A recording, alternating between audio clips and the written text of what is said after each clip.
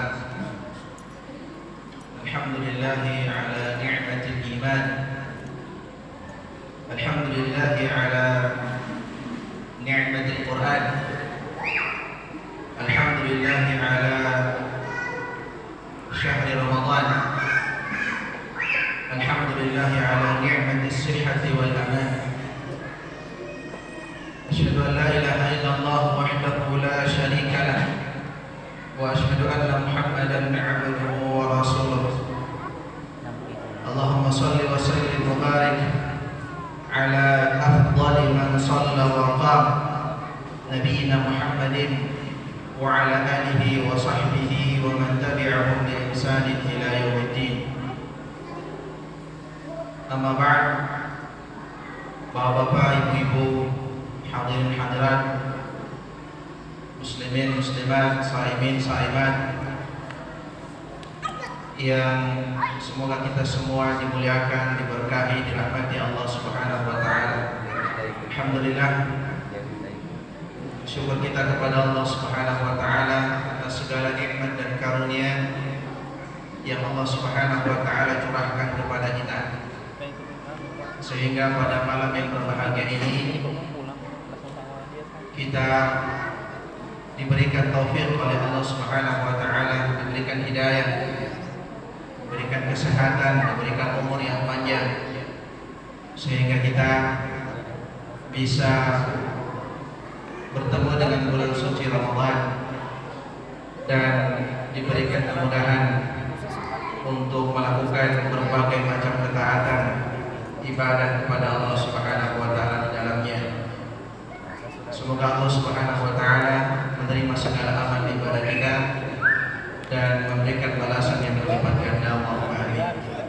Salawat dan salam untuk Nabi kita tercinta Nabi Muhammad sallallahu alaihi wasallam, begitu pula kepada segala keluarga, para sahabat dan orang-orang yang mengikuti petunjuknya dengan baik dan benar sampai hari kiamat. Jamaah sekalian yang dimuliakan Allah Subhanahu wa taala, alhamdulillah hari ini kita telah menyelesaikan satu hari dari bulan suci Ramadan. Tentu satu kegembiraan yang luar biasa, satu kesyukuran yang sangat besar. Kita semua dipertemukan dengan bulan mulia Ramadan. Oleh karena itu, kita mesti memuliakan bulan suci Ramadan. Para jemaah sekalian, di hari pertama ini atau malam kedua ini, saya ingin mengajak kita semua untuk merenungkan beberapa hal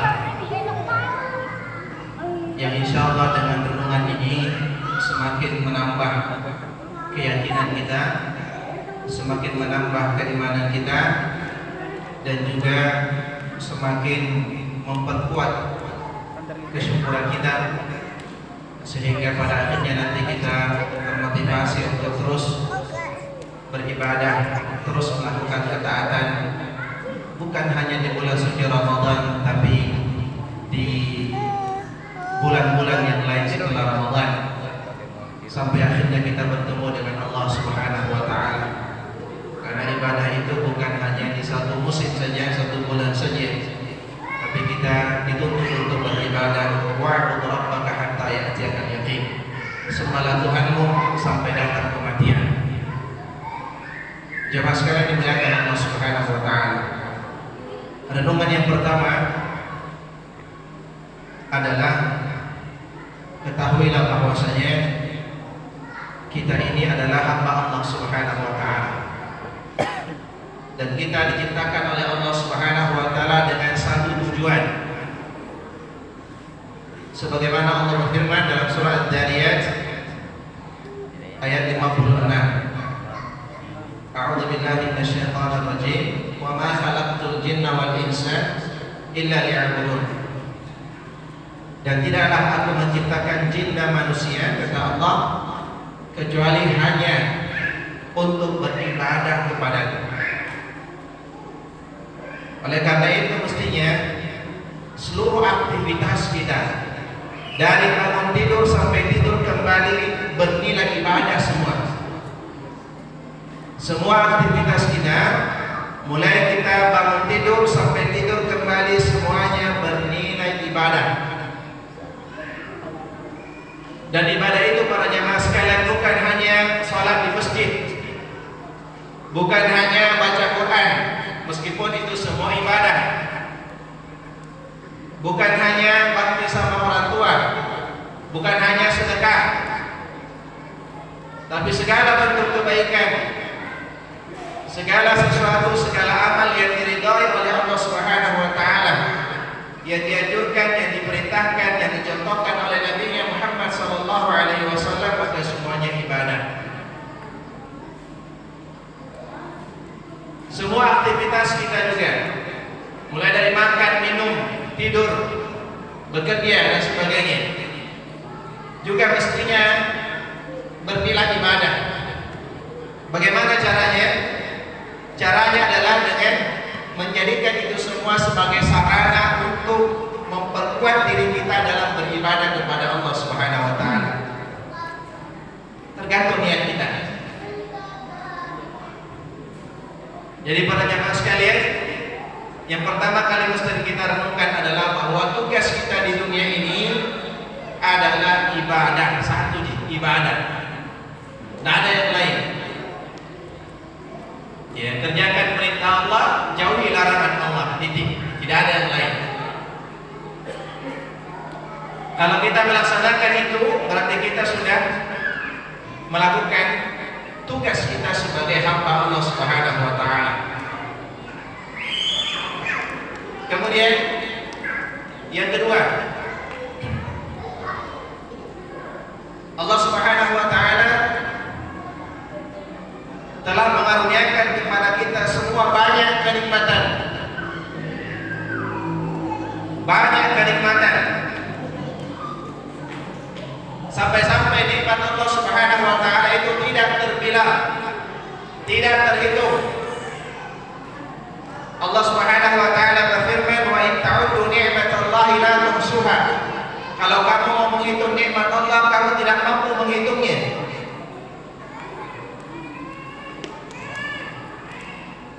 Di antara nikmat terbesar atau nikmat yang paling besar yang Allah karuniakan kepada kita adalah nikmat Islam. Kita dijadikan oleh Allah sebagai seorang muslim. Maka bersyukurlah kita, berbanggalah kita karena kita sebagai seorang muslim. Kita ini hamba pilihan Allah Subhanahu wa taala. Dari sekitar 7 miliar manusia, yang menjadi muslim hanya sekitar 1,5 atau 2 miliar saja yang menjadi seorang muslim. Hanya 1/6 ya, yang menjadi seorang muslim. Maka kita ini hamba pilihan Allah Subhanahu wa taala. Masih banyak yang bukan muslim. Masih banyak yang tidak mau beriman kepada Allah Subhanahu wa taala dan Rasulnya Muhammad sallallahu alaihi wasallam. Di antara nikmat Allah Subhanahu wa taala adalah nikmat iman. Kita menjadikan sebagai orang yang beriman. Banyak orang muslim tapi tidak beriman. Banyak orang muslim tidak salat. Banyak orang muslim tidak puasa. Tidak beriman. Banyak orang muslim tapi durhaka sama orang tuanya, tidak beriman. Banyak orang muslim tapi zalim terhadap sesama, mengambil hak orang lain tanpa izinnya. Bukan haknya, bukan miliknya, tapi diambil secara paksa. Diambil tanahnya, dirampas hartanya dengan cara yang zalim, dengan cara yang tidak benar. Berarti dia belum beriman, masih sebatas muslim. Banyak orang muslim tapi tidak salat berjamaah, berarti belum beriman.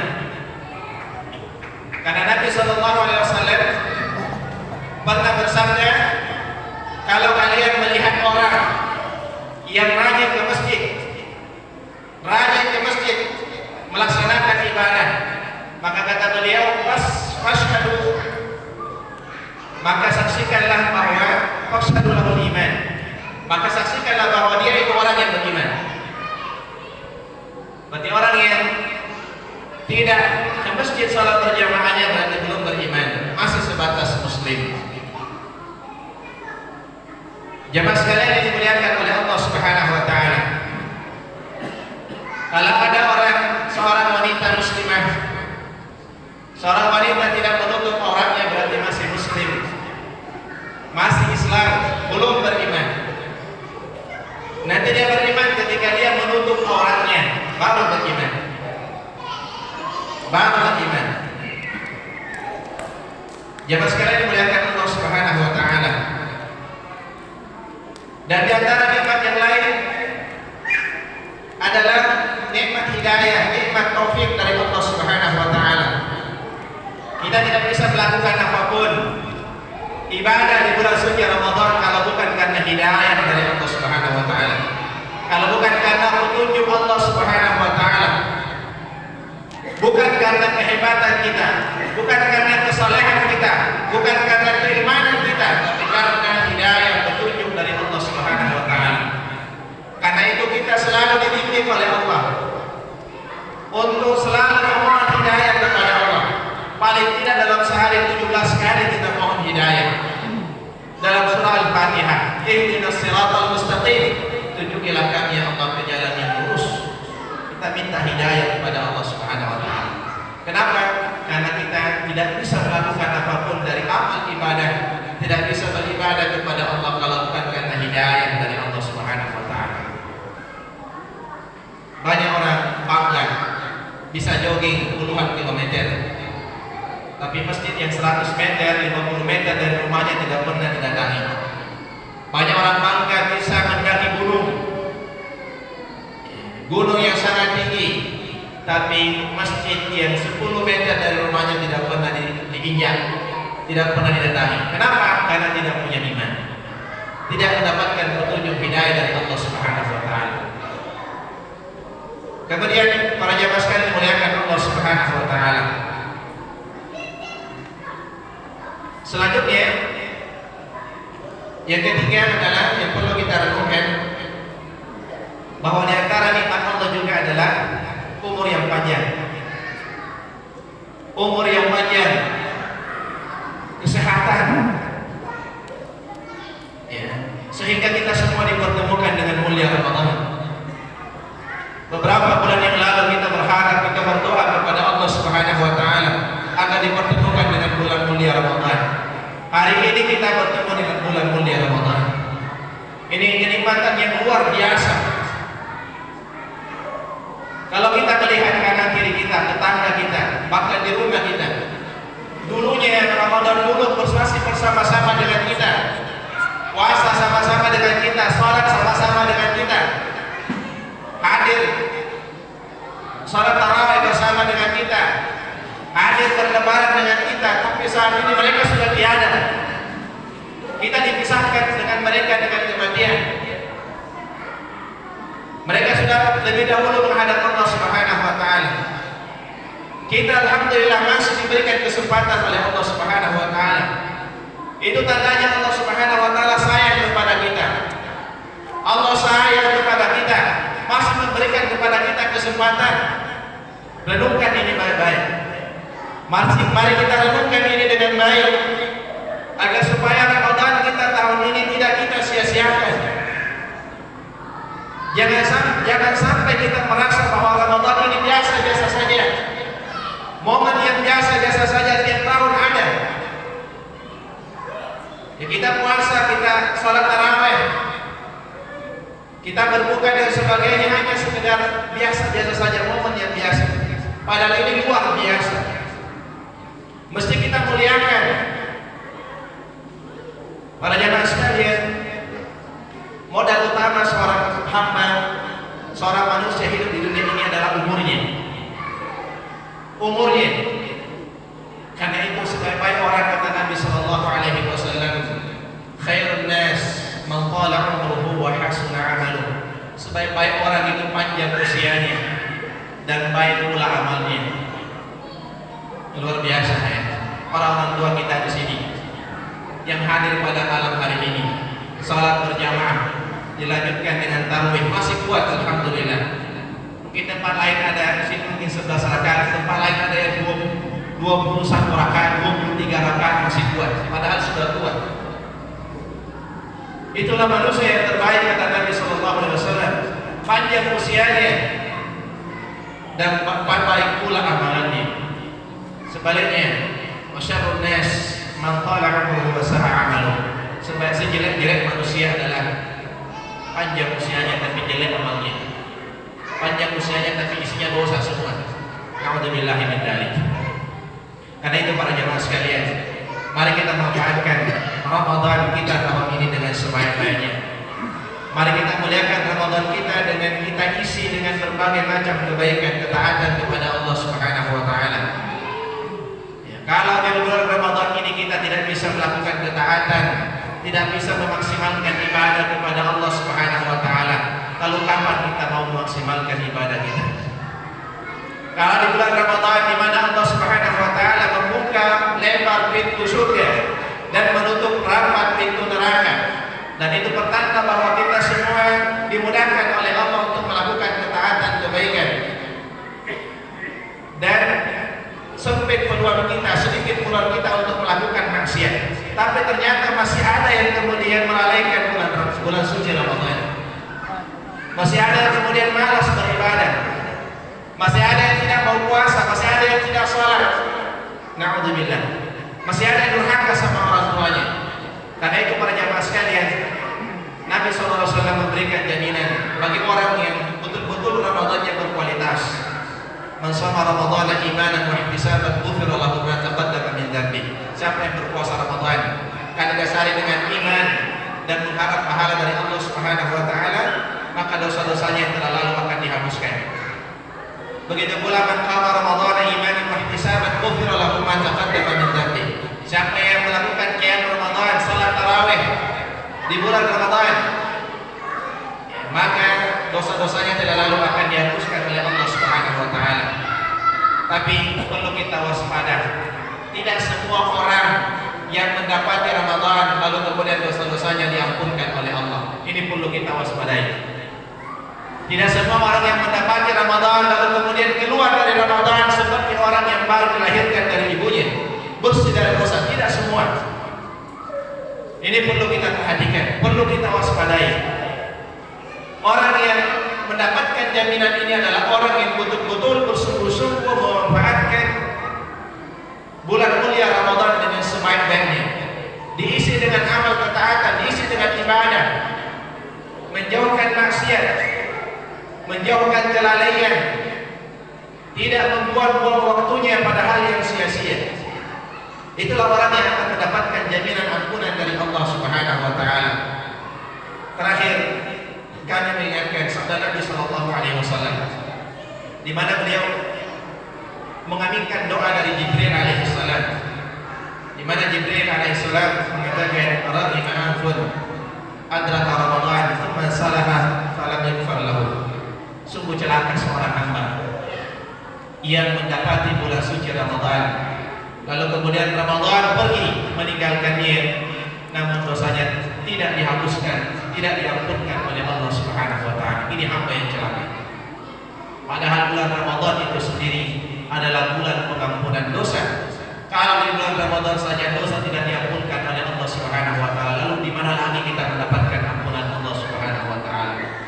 Karena itu sekali lagi para jamaah sekalian, bapak-bapak dan ibu-ibu kaum muslimin muslimah yang dimuliakan Allah Subhanahu wa taala, maka kesempatan Ramadan tahun ini mari kita manfaatkan dengan sebaik-baiknya. Nikmat Allah Subhanahu wa taala ini sangat langka. Sangat langka. Banyak orang yang sudah meninggal dunia. Kalau mereka mungkin mau berbicara, mau dihidupkan kembali, maka mereka minta dihidupkan di bulan Ramadan. Mereka ingin sujud sekali saja di bulan Ramadan. Mereka ingin sedekah Rp1.000 di bulan Ramadan. Mereka ingin salat 1 rakaat di bulan Ramadan. Kenapa? Karena mereka melihat begitu besar pahala yang Allah Subhanahu wa taala siapkan di bulan mulia Ramadan. Karena itu mari kita manfaatkan dengan sebaik-baiknya. Semoga Allah Subhanahu wa taala senantiasa memberikan hidayah taufik kepada kita semua agar kita semua bisa atau dimudahkan oleh Allah Subhanahu wa taala untuk mengisi bulan suci Ramadan dengan amal ketaatan, dengan kebaikan-kebaikan, dan mudah-mudahan kita juga dijauhkan oleh Allah Subhanahu wa taala dari segala dosa maksiat dan perbuatan yang sia-sia yang bisa mengurangi pahala puasa kita atau bahkan naudzubillah bisa menghapuskan pahala puasa kita. Demikian, terima kasih atas segala perhatiannya. Mohon maaf bila ada yang kurang berkenan. Subhanallah.